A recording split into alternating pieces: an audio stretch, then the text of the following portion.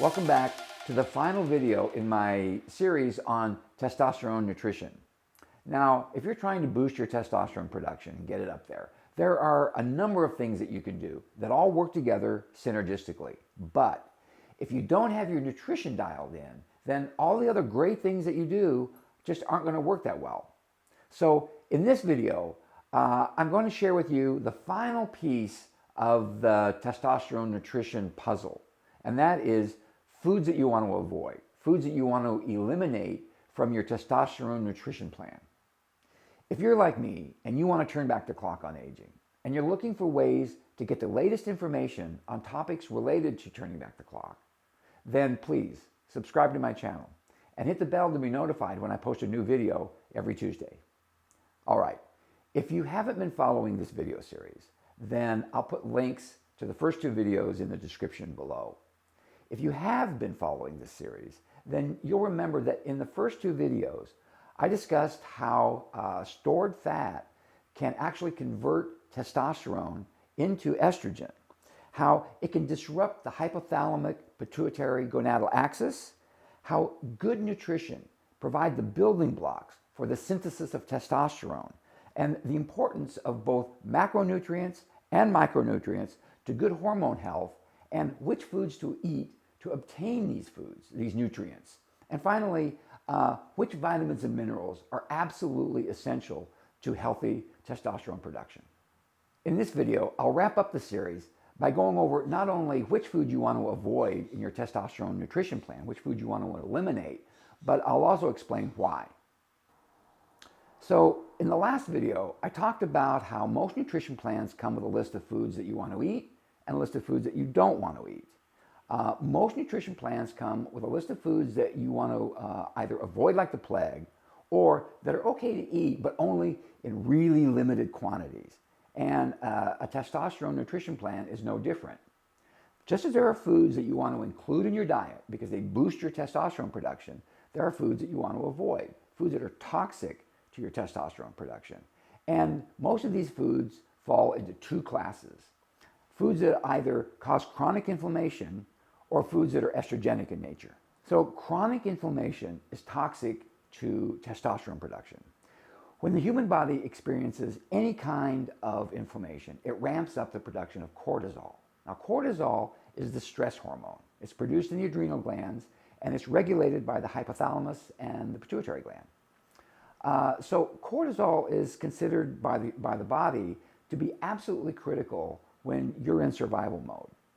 And it has a number of functions, but one of its functions is to shut down systems that are consuming energy that are not considered to be critical to your survival. Systems like the digestive system and the immune system and your reproductive system.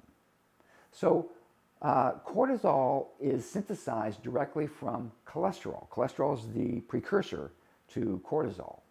And since cholesterol is also the precursor to testosterone, when your cortisol production is up, your testosterone production is down, because testosterone is not considered to be it's not considered to be critical to your survival. And finally, cortisol can actually destroy testosterone molecules that are circulating in your blood system. So cortisol can shut down your reproductive system. It uses the same resources as testosterone and gets a higher priority, and it can destroy testosterone molecules. So cortisol is really bad for testosterone production.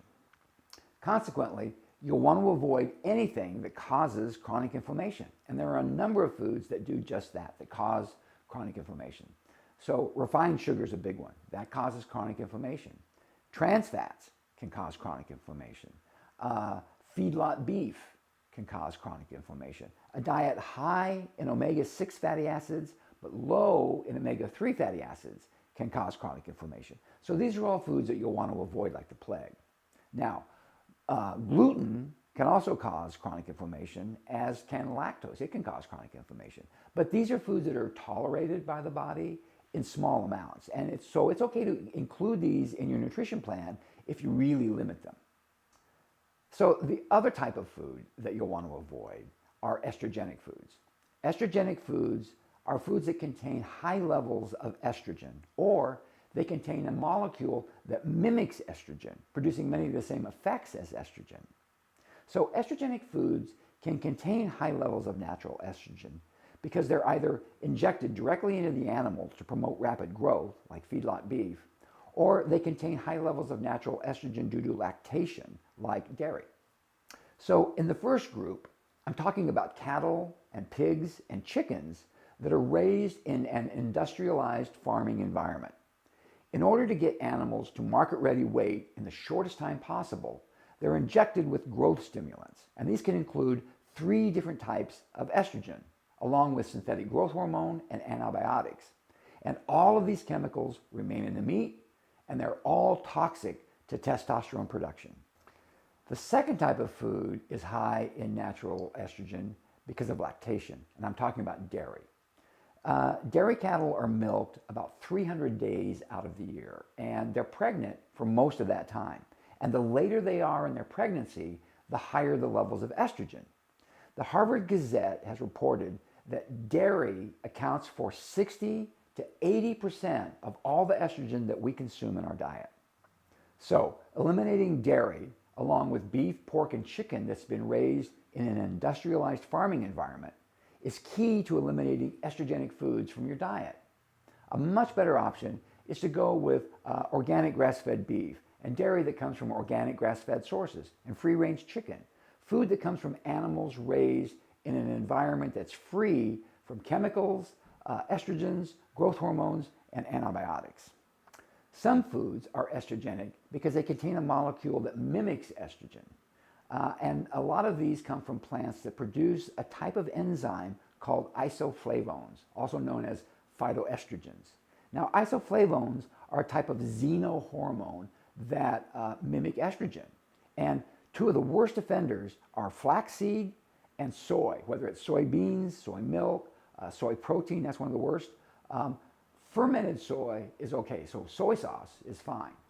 I know that these foods are touted as being super healthy foods, but if your focus is on boosting your testosterone levels, then these foods are your enemy and you want to avoid them at all costs. Now, on the list of foods to avoid, there's a final entry that's not really a food, but you do consume it by eating it or drinking it.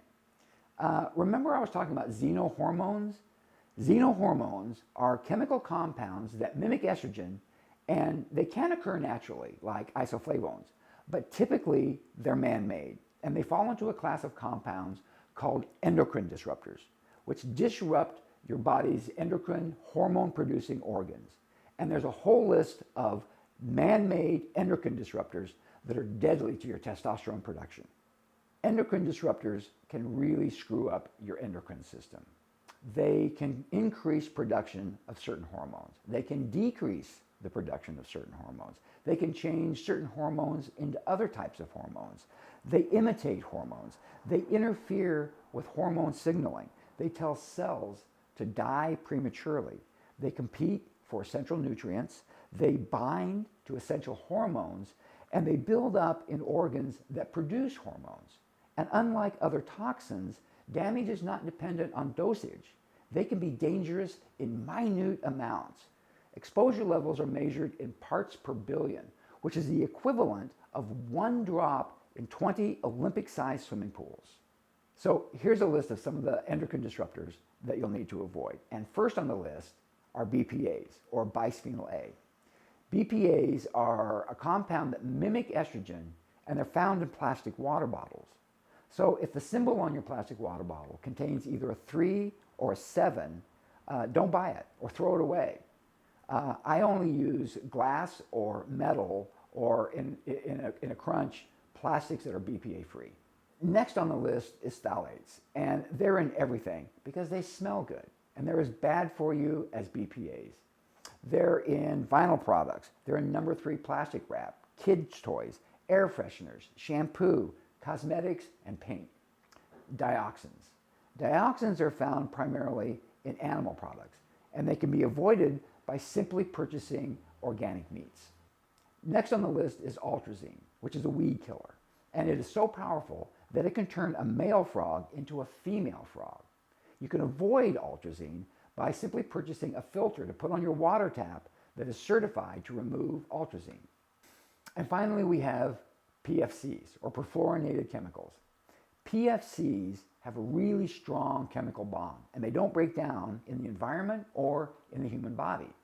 And PFCs are used in nonstick cookware, the coatings inside microwave popcorn, fast food containers, waterproof clothing, and car wax. I can't overstate the importance of good nutrition to the goal of elevating your testosterone production. You can be doing the right kind of exercise to promote healthy testosterone production. You can be getting enough sleep and the right kind of sleep. You can be meditating and eliminating stress from your life. But if you're not getting the right kinds of nutrients in your diet, then all that other great behavior is going to fall short of what's possible if you include nutrition in your plan to naturally elevate your testosterone production. Without good nutrition, you're not going to be able to get your T levels up to where you want them to be. If you enjoyed this video, if you found this content informative, then please subscribe to my channel, share it with your friends and on your social media. Hit the like button and hit the bell to be notified every Tuesday when I post a new video. And as always, thank you so much for watching.